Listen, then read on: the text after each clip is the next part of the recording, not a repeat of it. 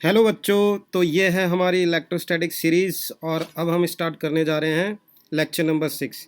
तो इस लेक्चर में हम करेंगे क्या क्या। इस लेक्चर में जनरली हम कवर करेंगे जो भी हमने पिछले कॉन्सेप्ट करे हैं, पिछले लेक्चर्स में जितने भी कॉन्सेप्ट करे हैं इलेक्ट्रोस्टैटिक फोर्स से रिलेटेड। तो उसके ऊपर कुछ एनसीईआरटी के न्यूमेरिकल प्लस कुछ आईआईटी और नीट बेस्ड क्वेश्चन भी करेंगे हम इस लेक्चर के बाद। तो चलो स्टार्ट करते हैं। पहले एनसीईआरटी क्वेश्चन, तो क्वेश्चन नंबर 1.4 से हम स्टार्ट कर रहे हैं। क्वेश्चन नंबर 1.4, ठीक। 1.3 क्वेश्चन हम पहले ही कर चुके हैं, तो इसीलिए क्वेश्चन नंबर 1.4 से हम स्टार्टिंग कर रहे हैं। तो क्वेश्चन नंबर 1.4 में क्या कहा गया है, देखो। क्वेश्चन नंबर 1.4 में कहा गया है, मान लो हमारे पास एक सिस्टम है जिसमें एक तरफ तो प्रोटॉन है और दूसरी तरफ क्या है, इलेक्ट्रॉन। मान लो इस पे पॉजिटिव चार्ज है और ये प्रोटॉन है, ठीक, और ये नेगेटिव चार्ज है और ये इलेक्ट्रॉन है। तो डेफिनेटली पॉजिटिव और नेगेटिव चार्जेस हैं, तो अनलाइक चार्जेस हैं, ये एक दूसरे को क्या करेंगे, अट्रैक्ट करेंगे। इस तरीके से ये देखो, एक दूसरे को ऐसे अट्रैक्ट करेंगे, ठीक है। तो इसको हम लिखेंगे कि ये फोर्स लग रहा है प्रोटॉन पे, इसको लिखेंगे ये फोर्स लग रहा है इलेक्ट्रॉन पे, ठीक। सिमिलरली एक और केस लेंगे। अच्छा, ये जो केस है ये कूलम्बिक केस है, मतलब इसमें हमें कूलम्बिक फोर्स निकालना है, इलेक्ट्रोस्टैटिक फोर्स निकालना है। तो इसमें हम इलेक्ट्रोस्टैटिक फोर्स के बारे में बात करेंगे, इलेक्ट्रोस्टैटिक फोर्स, ठीक है। सिमिलरली दूसरे केस में क्या करेंगे, यही प्रोटॉन है, ठीक, और यही इलेक्ट्रॉन है, सेम डिस्टेंस पे रखा हुआ है ये, ठीक है। डिस्टेंस सेम है, ये जो डिस्टेंस है ना इन दोनों के बीच, इसमें भी सेम है, ठीक है। तो इसमें अब होगा क्या कि मान लो ये प्रोटॉन है और हम जानते हैं प्रोटॉन का कुछ मास तो होगा ही, तो ये मास ऑफ प्रोटॉन है और ये मास ऑफ इलेक्ट्रॉन है, ठीक। और जिस भी चीज़ का मास होता है वो दोनों एक दूसरे को क्या करती हैं, अट्रैक्ट करती हैं, ठीक है। तो इस पे भी अट्रैक्शन लगेगा और इस पे भी अट्रैक्शन लगेगा। अच्छा, ये कौन सी अट्रैक्शन है, ये न्यूटन ने हमें बताया था कि जब भी कोई चीज़ मास वाली होती है, ठीक, किसी के पास मास होता है तो वो भी एक दूसरे को अट्रैक्ट करते हैं, लॉ ऑफ ग्रेविटेशन, ठीक है। सो ये फोर्स लग रहा है प्रोटॉन पे और ये फोर्स लग रहा है इलेक्ट्रॉन पे। तो ये हमारा केस क्या हो गया, ग्रेविटेशनल फोर्स, ठीक है। तो एनसीईआरटी ने कर क्या रखा है इस क्वेश्चन में, एनसीईआरटी ने इन दोनों फोर्स का कंपैरिजन कर रखा है, ठीक। तो पहले हम ये फोर्स निकालेंगे, फिर हम ये फोर्स निकालेंगे, देखेंगे कौन सी कितने स्ट्रेंथ से ज़्यादा है, किसकी स्ट्रेंथ बहुत ज़्यादा है। तो चलो स्टार्ट करते हैं। तो पहले केस में, केस फर्स्ट में हम कूलम्बिक फोर्स ऑफ अट्रैक्शन निकालेंगे। So electrostatic force of attraction, force of attraction, ठीक। So electrostatic force of attraction क्या कहते हैं कि दो चार्ज के बीच कितना फोर्स रहेगा, वो फोर्स रहेगा 1/4πε0 Q, charge on proton, charge on electron divide by R square, इनके बीच का जो डिस्टेंस है, ठीक। अच्छा, इसको हम नाम दे देते हैं, ये है फोर्स ऑफ इलेक्ट्रोस्टैटिक फोर्स है, ये एफ ई से डिनोट कर रहा हूँ मैं इसको।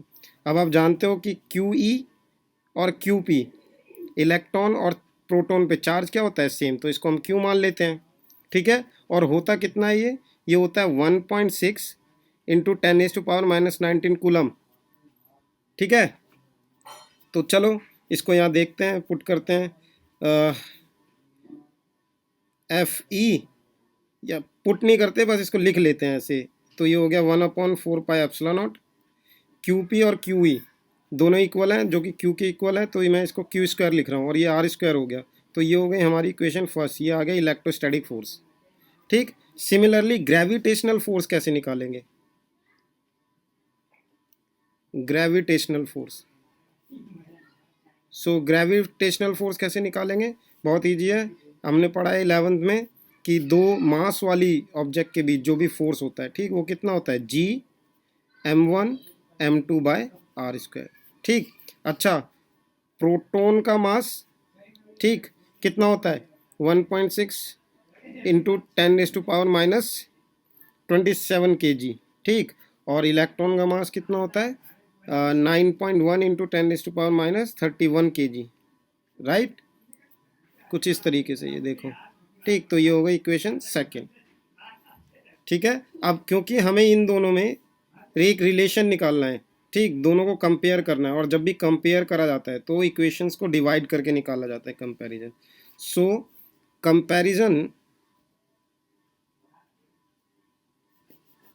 Between F E and F G, क्या करेंगे, इक्वेशन फर्स्ट को डिवाइड कर देंगे इक्वेशन सेकंड से, ठीक। तो बताओ यहाँ पर क्या आ जाएगा, ये आ जाएगा F E divide by F G 1/4πε0 Q square by R square.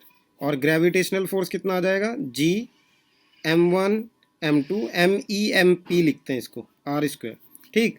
So same term cancel हो जाएंगे, ये देखो। तो यहाँ पर बचा क्या हमारे पास, हमारे पास बचा 1/4πε0, ठीक, इंटू जी, और Q square divide by MEMP, ठीक। ये टर्म हमारे पास बची। तो क्या मैं इस इक्वेशन को ऐसे लिख सकता हूँ, F E is 1/4πε0 G Q square MEMP times of F G, ये देखो, ठीक। मतलब अगर आपको एफ ई और एफ जी में रिलेशन चाहिए तो आपको ये चीज़ सॉल्व करनी पड़ेगी, राइट। और हम जानते हैं कि ये जो चीज़ होता है 1/4πε0, ठीक, ये इलेक्ट्रोस्टैटिक फोर्स कांस्टेंट होता है। तो 1/4πε0 की वैल्यू कितनी होती है, 9 × 10⁹ न्यूटन मीटर स्क्वायर पर कूलम स्क्वायर, ठीक है। सिमिलरली जी की यूनिवर्सल ग्रेविटेशनल कांस्टेंट की वैल्यू क्या होती है, यूनिवर्सल ग्रेविटेशनल कांस्टेंट की वैल्यू होती है 6.67 × 10⁻11 न्यूटन मीटर स्क्वायर पर केजी स्क्वायर, ठीक है। और हम देख चुके हैं कि क्यू हमने लिखा था कितना था, 1.6 10⁻19 कूलम, ठीक है। मास ऑफ इलेक्ट्रॉन और प्रोटॉन भी मैं आपको आगे ऊपर बता चुका हूँ। तो चलो लिख लेते हैं, मास ऑफ इलेक्ट्रॉन होता है 9.1 10⁻31 kg, और मास ऑफ प्रोटॉन क्या होता है 1.6 10⁻27 kg, ठीक है। तो ये सारी वैल्यू हमें यहाँ पुट करनी है और देखते हैं क्या रिलेशन आता है, ठीक। तो जब हम इसको यहाँ पुट करेंगे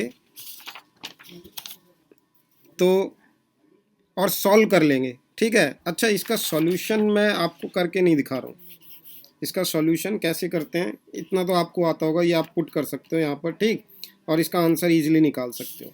सो एफ ई, या तो चलो आपको एक बार करके दिखा देते हैं कि अलग अलग कैसे करा जाए इसको, ठीक। सो हमारी रिलेशन क्या आ रही थी, 1/4πε0 G Q square MEMP times of F G, ठीक। सो चलो वैल्यू पुट करते हैं, ये हो गया, इसकी वैल्यू तो कितनी होती है 9 × 10⁻9, ठीक। जी की वैल्यू कितनी होती है, जी की, अच्छा जी की जो वैल्यू है वो कितनी होगी, जी की वैल्यू होगी 6.67 10⁻11, ठीक। क्यू स्क्वायर कितना होगा 1.6 10⁻19 का स्क्वायर, ठीक। मास ऑफ इलेक्ट्रॉन और प्रोटॉन कितना होगा, मास ऑफ इलेक्ट्रॉन होगा 9.1 × 10⁻31 kg, और मास ऑफ प्रोटॉन कितना होगा 1.6 × 10⁻27 kg, ठीक। इतना टाइम्स एफ जी। अब करेंगे क्या, इसमें देखो क्या करते हैं, जनरली पावर वाली टर्म्स एक तरफ कर लेते हैं और जो न्यूमेरिकल पार्ट है, जो सिर्फ एक नंबर है, उसको एक तरफ कर लेते हैं। तो हम यहाँ से क्या कर सकते हैं, 9 6.67, ठीक, 1.6 इसका स्क्वायर, और 9.1 और 1.6 इसको मैंने अलग कर लिया है, इनटू जितनी भी पावर आएंगी उसको अलग कर लेंगे, ठीक। तो इसकी पावर यहाँ पर कितनी आएगी, इससे मल्टीप्लाई हो जाएगा तो 10⁻38, ठीक है। ये ऊपर जाएगा और ये ऊपर जाएगा तो प्लस हो जाएगा 31 + 27, ठीक। और ये बचा 10⁻11, ये भी जब ऊपर जाएगा तो प्लस हो जाएगा तो +1, इतने times F G. I hope आप इसको सॉल्व कर पाओगे, ठीक। अब जब आप इसको सॉल्व कर लोगे तो आपका आंसर आना चाहिए 2.4 × 10⁻39, ठीक। इसको पूरा सॉल्व करके आंसर ये आना चाहिए, इतने टाइम्स ऑफ एफ जी, ठीक है, तो ये रिलेशन आ रहा है हमारा इलेक्ट्रोस्टैटिक फोर्स के बीच और ग्रेविटेशनल फोर्स के बीच। ठीक, ध्यान रखना है यहाँ पर इस केस में, क्योंकि एक जगह प्रोटॉन था दूसरी जगह इलेक्ट्रॉन था, तो दोनों फोर्स क्या है, अट्रैक्टिव इन नेचर में। लेकिन देखो एफ ई इतने टाइम्स ज़्यादा है इससे। ठीक, F E is approx 10 raise to power 39 times larger than F G. आप सोच सकते हो कितना ही ज़्यादा स्ट्रॉन्ग फोर्स होगा। ठीक, एफ ई एफ जी से कितना ज़्यादा स्ट्रॉन्ग फोर्स है, तो यहाँ से हमें पता लग रहा है कि F E is very very larger than F G. ठीक, जो इलेक्ट्रोस्टैटिक फोर्स ऑफ अट्रैक्शन है वो बहुत ज़्यादा होगा किसके कंपैरिजन में, ग्रेविटेशनल फोर्स के कंपैरिजन में। ठीक है, बहुत ईजी सी चीज़ थी ये। ठीक, अब देखो ये तो हो गई बात जब इलेक्ट्रॉन और प्रोटॉन था हमारे पास। ठीक है अब इसका बी पार्ट देखो, बी पार्ट में उन्होंने कह रखा है कि दोनों ही प्रोटॉन है। ठीक, ये दोनों ही प्रोटॉन है। अच्छा, दोनों प्रोटॉन होंगे तो दोनों पे चार्ज क्या होगा, पॉजिटिव। ठीक, एक इस पे भी पॉजिटिव इस पे भी पॉजिटिव, और दोनों एक दूसरे को क्या कर रहे होंगे, रिपेल कर रहे होंगे इस तरीके से। ठीक है, दोनों एक दूसरे को क्या कर रहे होंगे, रिपेल कर रहे होंगे, तो ये मान लो फोर्स है। ठीक, सिमिलरली इनके बीच, क्योंकि इनका कुछ मास भी है, मास ऑफ प्रोटॉन और मास ऑफ प्रोटॉन, और इन मास की वजह से ये दोनों एक दूसरे को अट्रैक्ट कर रहे होंगे। According to which law, according to Newton's law of gravitation. ठीक, ये दोनों एक दूसरे को क्या कर रहे होंगे, अट्रैक्ट कर रहे होंगे, ये वाला फोर्स ये। सो फिर से हम इलेक्ट्रोस्टैटिक फोर्स निकालेंगे इन दोनों के बीच। ठीक है, और इन दोनों के बीच फिर से एक ग्रेविटेशनल फोर्स निकालेंगे और कंपेयर करके देखेंगे कि किस में कितना ज़्यादा फोर्स है। इस केस में इलेक्ट्रोस्टैटिक फोर्स और ग्रेविटेशनल फोर्स में क्या डिफरेंस है, कौन कितना ज़्यादा है। ठीक, तो इस केस को भी करने के लिए वही, अगर इलेक्ट्रोस्टैटिक आपको फोर्स निकालना है, ठीक, इलेक्ट्रोस्टैटिक फोर्स अगर आपको निकालना है तो क्या करना पड़ेगा, तो बहुत सिंपल सी बात है, वही फॉर्मूला लगाएंगे, फोर्स इलेक्ट्रोस्टैट वाला प्रोटॉन के बीच। ठीक, 1/4πε0 charge on one proton into charge of second proton divide by distance, इन दोनों के बीच जो डिस्टेंस है। ठीक, याद रखना दोनों ही केसेस में डिस्टेंस सेम है। ठीक, इन दोनों केसेस में डिस्टेंस सेम है, बस एक जगह इलेक्ट्रोस्टैटिक फोर्स है, दूसरी जगह ग्रेविटेशनल फोर्स है। अब आप जानते हो दोनों ही सेम है। ठीक, तो इसको कैसे लिख सकते हैं, 1/4πε0 Q p² बाय r²।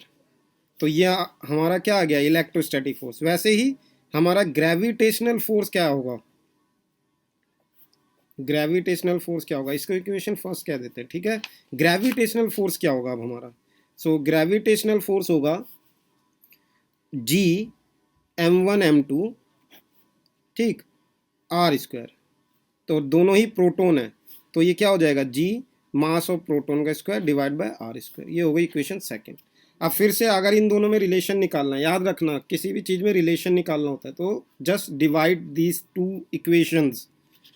ठीक है, तो इसके बाद देखो, इसके बाद हमारे पास एफ ई ऑफ और एफ जी, इन दोनों को डिवाइड करना था। अच्छा, एफ ई कितना आ रहा था, 1/4πε0 Q p² divide by r², और ग्रेविटेशनल फोर्स कितना आ रहा था, G m p² r²। तो r² से r² कैंसिल, फिर से क्या बचेगा, 1/4πε0 Q p²। ठीक, यहाँ पर G और ये mp²। ठीक, तो एफ ई और एफ जी में क्या रिलेशन आया, 1/4πε0 G Q p² mp²। ठीक है, इतने टाइम्स ऑफ एफ जी। तो चलो फिर से इसकी वैल्यू रखेंगे, मैंने आपको बता रखा है इसकी जो वैल्यू है वो क्या होगी, 9 × 10⁹ जी की वैल्यू भी आपको पता है, प्रोटॉन पे चार्ज भी मैंने पहले बता रखा है, और प्रोटॉन का मास भी बता रखा है। ठीक, तो ये सारी वैल्यू जब इसमें रखी जाएगी, ठीक, चलो इसकी वैल्यू रखते हैं, ये कितनी होगी, 9 × 10⁹।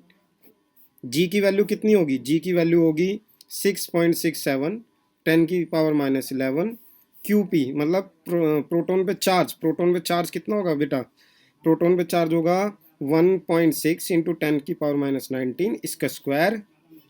ठीक, और मास ऑफ प्रोटॉन कितना होता है, 1.67 10⁻27। ठीक, इसका स्क्वायर इतने टाइम्स क्या एफ जी। आई होप आप फिर से ये पार्ट सॉल्व कर सकते हो। न्यूमेरिकल वाली टर्म्स एक तरफ ले लेना, पावर वाली टर्म एक तरफ ले लेना और सॉल्व कर लेना इसको। ठीक, जब आप इसको सॉल्व कर लोगे, ठीक, जब आप इसको सॉल्व करोगे तो आपको आंसर मिलेगा 1.6 इंटू 10⁻⁻, 1.3 इंटू 10⁻⁻, माइनस प्लस का 36 एफ जी। ठीक, यहाँ पर भी देखो इलेक्ट्रोस्टैटिक फोर्स ग्रेविटेशनल फोर्स से लगभग 10⁻36 टाइम्स ज़्यादा है, जो कि बहुत ज़्यादा है। ठीक, तो यहाँ से भी मुझे क्या पता लग रहा है कि भाई F E is very very greater than F ji in case of proton. अगर दो प्रोटोन भी है हमारे पास तो भी ये बहुत ज़्यादा होगा। ठीक है, तो ये हमने यहाँ पर ग्रेविटेशनल फोर्स और कूलम्बिक फोर्स को रिलेट करके देखा। ठीक, तो अगर कोई आपसे पूछे सिंपल मैनर में कि इलेक्ट्रोस्टैटिक फोर्स और ग्रेविटेशनल फोर्स में कौन ज़्यादा होता है, तो आप कह सकते हो इलेक्ट्रोस्टैटिक फोर्स बहुत ही ज़्यादा होता है ग्रेविटेशनल फोर्स के कंपैरिजन में। ठीक है, तो ये चीज़ तो हमें यहाँ से पता चली। चलो, अब जितना भी हमने ये करा है ना, इससे हमें क्या पता चल रहा है, हमने सीखा क्या, इससे नोट करने वाली चीज़ क्या थी।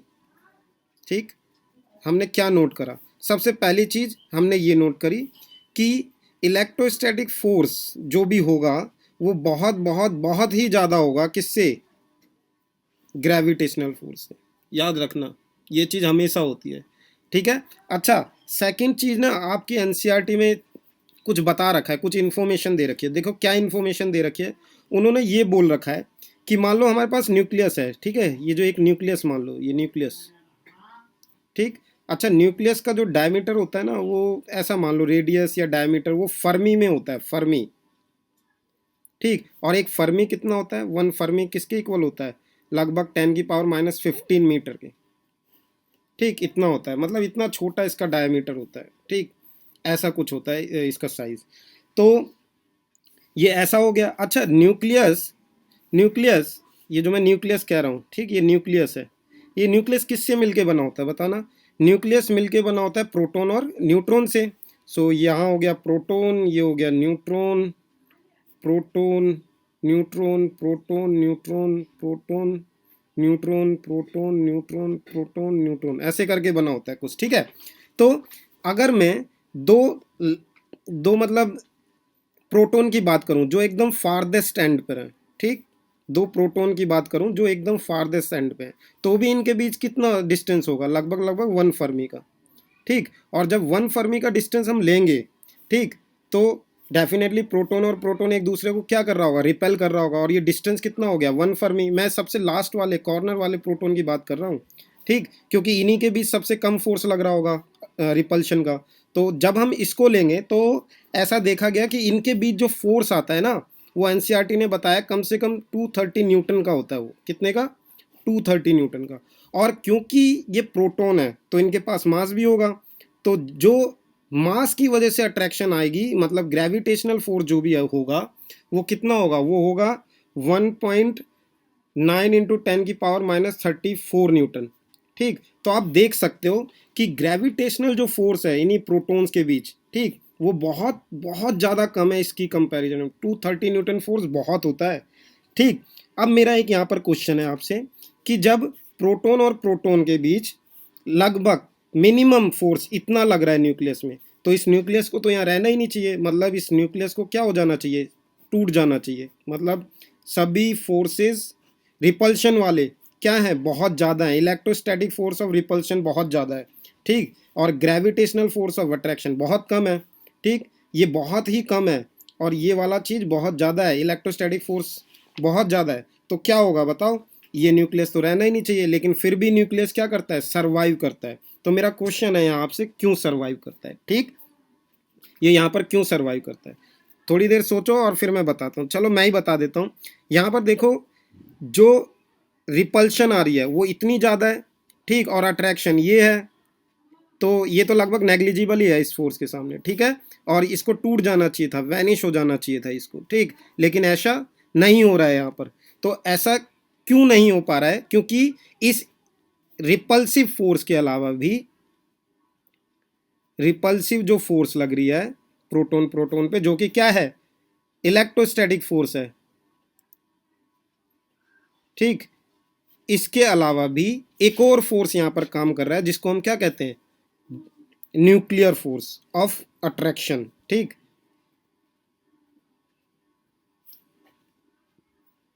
ये न्यूक्लियर फोर्स, तो ये न्यूक्लियर फोर्स क्यों आती है, ये देखो इसके अंदर ना वो डिफरेंट कॉन्सेप्ट हो जाएगा, थोड़ा ज़्यादा डीप हो जाएगा। इसके अंदर प्रोटॉन के पास पाई मेजॉन्स के क्लाउड होते हैं, और इलेक्ट्रॉन के पास भी दूसरे प्रोटॉन के पास भी पाई मेजॉन्स के क्लाउड होते हैं, और ये जो पार्टिकल है ये इंटरचेंज करते हैं, ठीक है। तो इसकी वजह से जो भी इंटरेक्शन आती है उसको न्यूक्लियर फोर्स कहते हैं। और ये न्यूक्लियर फोर्स डेफिनेटली बहुत ज़्यादा होती है किसके कंपैरिजन में, इस 230 न्यूटन इलेक्ट्रोस्टैटिक फोर्स के कंपैरिजन में, ठीक है। तो यहाँ पर हमें क्या पता चला कि भाई इतना ज़्यादा इलेक्ट्रोस्टैटिक फोर्स ऑफ रिपल्शन लग रहा है फिर भी ये बचा हुआ है, तो एक और सर्वाइविंग फोर्स यहाँ पर आ गई है जो इसको बाइंड करके रखी हुई है, ठीक। उसको क्या कहते हैं, न्यूक्लियर फोर्स। तो अगर मैं कहूँ सबसे ज़्यादा इस यूनिवर्स में सबसे ज़्यादा स्ट्रॉन्गेस्ट फोर्स कौन सी है, तो आप क्या बोलोगे, सर सबसे ज़्यादा तो कौन सी होगी, न्यूक्लियर फोर्स होनी चाहिए, है ना, जो इनको बाइंड करके रखी हुई है। फिर उससे ज़्यादा कौन सी होगी, ठीक। फिर उसके बाद कौन सी होगी, इलेक्ट्रोस्टैटिक फोर्स होनी चाहिए, ठीक। फिर उसके बाद ग्रेविटेशनल फोर्स होनी चाहिए। यहाँ से इस क्वेश्चन से तो हमें यही पता लग रहा है, ठीक है। तो जब भी कोई पूछे कि न्यूक्लियस क्यों नहीं हट रहा इतनी ज़्यादा इलेक्ट्रोस्टैटिक फोर्स के अलावा भी, तो सिंपल यही कहना है कि एक और फोर्स होती है न्यूक्लियस में, कौन सी, न्यूक्लियर बाइंडिंग फोर्स होती है, ठीक है, जो कि इसको क्या करके रखती है, बाइंड करके रखती है, ठीक। तो strongest force in the nature is nuclear force, nuclear force, right. और वीकेस्ट कौन सी हो गई इस केस में, ग्रेविटेशनल फोर्स, ग्रेविटेशनल फोर्स, ठीक है। तो ये हमने इसके फर्स्ट पार्ट से सीखा। तो इसी क्वेश्चन का एक सेकंड पार्ट भी है, और सेकंड पार्ट देखो क्या कह रहा है। सेकंड पार्ट ये कह रहा है कि उसने अब डिस्टेंस दे दिया आपको, इसी क्वेश्चन का बी पार्ट है। वो कह रहा है हमारे पास एक इलेक्ट्रॉन है और एक प्रोटॉन है, ठीक। और इनके बीच जो डिस्टेंस है ना, इसने ये डिस्टेंस दे दिया आपको, ये 1 एंगस्ट्रॉम की डिस्टेंस है। अच्छा, 1 एंगस्ट्रॉम कितना होता है, ये 10⁻⁻10 मीटर होता है, ठीक है। तो इलेक्ट्रॉन और प्रोटॉन इतने डिस्टेंस पे रखे गए हैं, ठीक। तो डेफिनेटली क्योंकि इलेक्ट्रॉन और प्रोटॉन है तो एक दूसरे को क्या कर रहे होंगे, अट्रैक्ट कर रहे होंगे। अब मुझे ये पता करना है कि जब ये दोनों एक दूसरे को अट्रैक्ट कर रहे होंगे तो एक दूसरे की तरफ भी जा रहे होंगे, तो जब ये इसकी तरफ जा रहा होगा इलेक्ट्रॉन, तो इसके पास कितनी एक्सीलरेशन होगी, ठीक। अच्छा, एक्सीलरेशन अगर निकाल ली है दोनों की, तो दोनों पे लगने वाला फोर्स भी निकालना पड़ेगा। तो फोर्स तो हम निकालना जानते हैं, फोर्स तो बहुत सिंपल सी चीज़ है, ठीक, क्योंकि ये इलेक्ट्रोस्टैटिक फोर्स ऑफ अट्रैक्शन है। So according to Coulomb law, according to Coulomb's law,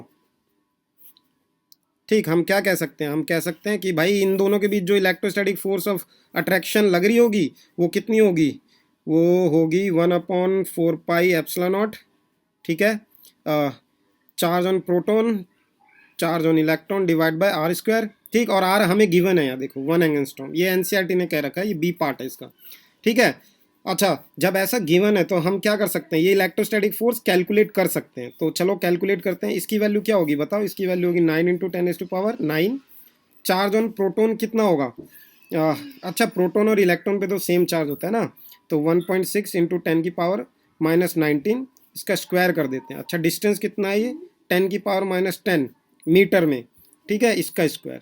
तो जब हम ऐसा कर लेंगे और इसको सॉल्व कर लेंगे, ठीक है, इसको जब हम सॉल्व कर लेंगे तो आंसर लगभग आएगा इसका 2.3 × 10⁻⁸ न्यूटन, ठीक। कई बच्चे कहते हैं कि सर हमारा तो 2.4 आ रहा है, 2.34 आ रहा है, 2.2 आ रहा है, 2.1 आ रहा है, ये डजन मैटर, ठीक है, वो इतना मैटर नहीं करता, आपका बस ऐसा कुछ आना चाहिए आंसर। तो अगर आपका ये आंसर आ गया तो देखो फोर्स पता लग गई, इन दोनों के बीच में लगने वाली फोर्स पता लग गई, ठीक। और जब फोर्स पता लग जाती है तो देखो एक्सीलरेशन निकालना कितना ईजी होता है। तो फोर्स का फॉर्मूला बताओ, फोर्स का फॉर्मूला होता है मास इंटू एक्सीलरेशन, ठीक। फोर्स का फॉर्मूला होता है मास इंटू एक्सीलरेशन। अब फोर्स तो इलेक्ट्रॉन और प्रोटॉन पे क्या लग रही है, सेम ही लग रही है, ठीक, लेकिन उनका मास क्या है, डिफरेंट है। तो यहाँ पर फोर्स तो सेम लग रही है, देखो फोर्स 2.3 × 10⁻⁸, ठीक। ये प्रोटॉन वाला केस मान लो, ठीक, और ये इलेक्ट्रॉन वाला केस मान लो, इलेक्ट्रॉन वाला, ठीक है। सो मास ऑफ, हमने फोर्स लिख लिया जो हमारी आ रही थी इतनी। मास ऑफ प्रोटॉन कितना होता है, मास ऑफ प्रोटॉन होता है 1.6 इंटू 10⁻⁻27 और ये एक्सीलेशन ऑफ प्रोटॉन हो गया। ठीक, तो एक्सीलेशन ऑफ प्रोटॉन इस केस में कितना आया 2.3 10⁻⁻8 डिवाइड बाय 1.6 10⁻⁻27। ठीक, इसको जब हम सॉल्व करेंगे ना, इसको जब हम सॉल्व कर लेंगे तो जो प्रोटॉन का एक्सीलेशन आएगा वो आएगा 1.4, ठीक, 10⁻19 मीटर पर सेकेंड स्क्वायर। ठीक, ये आ रहा है एक्सीलेशन ऑफ प्रोटॉन। ठीक है, चलो अब एक्सीलेशन इलेक्ट्रॉन की देखते हैं। तो क्योंकि हमने देखा है कि फोर्स दोनों पे सेम लग रहा है और हमने पढ़ा भी तो है वेक्टर फॉर्म में कि F E is minus of F P, ऐसे पढ़ा था ना, तो इसका मतलब यही था कि दोनों पे फोर्स क्या लग रहा है, सेम लग रहा है, लेकिन डायरेक्शन क्या है फोर्स की, अपोजिट है। तो सिमिलरली फोर्स हम यहाँ पर क्या रखेंगे, सेम रखेंगे 2.3 इंटू 10⁻⁻8। ठीक, अब मास ऑफ इलेक्ट्रॉन रखेंगे यहाँ पर, तो 9.1 इंटू 10⁻31 और एक्सीलेशन इलेक्ट्रॉन की निकालनी है, तो एक्सीलेशन ऑफ इलेक्ट्रॉन की कितनी हो जाएगी 2.3 इंटू 10⁻⁸ डिवाइड बाय 9.1 10⁻31, ऐसा हो जाएगा। ठीक, इसको जब हम सॉल्व कर लेंगे ना तो हमारे पास आंसर आएगा 2.5 10⁻22 मीटर पर सेकेंड स्क्वायर। ठीक, अगर मैं आपसे यहाँ पर अब सिंपल पूछूं किसकी एक्सीलेशन ज़्यादा है, ठीक, तो आप बोलोगे कि सर इलेक्ट्रॉन की एक्सीलेशन ज़्यादा है। ठीक, और कितने गुना ज़्यादा है अगर ये देखा जाए तो अगर मैं दोनों को डिवाइड करूँ, एक जस्ट रफली आइडिया लेने के लिए, तो अगर मैं दोनों को डिवाइड कर दूँ यहाँ पर, ठीक, एक्सीलेशन ऑफ इलेक्ट्रॉन और एक्सीलेशन ऑफ प्रोटॉन, सिर्फ पावर्स ले रहा हूँ मैं, इनकी पावर्स। ठीक, तो ये कम से कम पावर में है 10⁻22 और ये किस में 10⁻19। ठीक, इसको जब सॉल्व करेंगे तो कितना आ जाएगा, ये आ जाएगा 10⁻3। ठीक है, इतना मीटर पर second square. So acceleration of electron is रफली 1000 times greater than acceleration of proton. तो आप सोचो कि इलेक्ट्रॉन की जो एक्सीलेशन है सेम फोर्स में, ठीक, वो कितनी ज़्यादा है, 1000 गुना ज़्यादा है। तो अगर मैं कहूँ इन दोनों सिस्टम में कौन सा आपको तेज़ी से मूव करता हुआ दिखेगा, एक्चुअली में कौन सा मूव करता हुआ दिखेगा, तो आप बोलोगे सर इलेक्ट्रॉन बहुत तेज़ी से मूव करता हुआ नज़र आ रहा है। ठीक है, तो इसीलिए इलेक्ट्रॉन जब भी हम मेटल पढ़ते हैं तो उसमें जनरली इलेक्ट्रॉन ही मूव करते हुए नजर आते हैं ना, क्योंकि उनकी एक्सीलेशन क्या होती है 1000 टाइम्स ज़्यादा है, यहाँ देखो इससे। ठीक है, तो ये हमने यहाँ से सीखा। तो ये था हमारा क्वेश्चन नंबर 1.4। अब हम करेंगे क्वेश्चन नंबर 1.5। ओके।